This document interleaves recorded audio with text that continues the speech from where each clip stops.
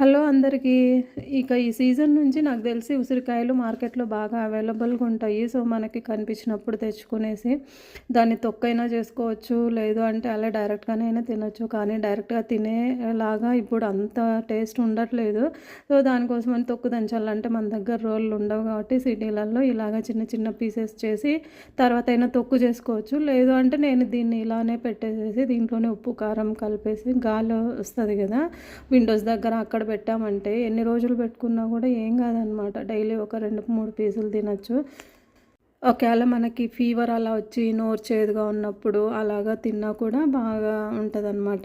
ఇది జుట్టు గ్రోత్ అవ్వడానికి కూడా బాగా యూజ్ అవుతుంది అనుకుంటా ఉసిరికాయ. ఇవన్నీ మనకేం తెలియదు కానీ చిన్నప్పుడు బాగా తినేవాళ్ళము. ఇప్పుడు తిందామన్నా కూడా మనకు అంతగా దొరకట్లేదు అనమాట.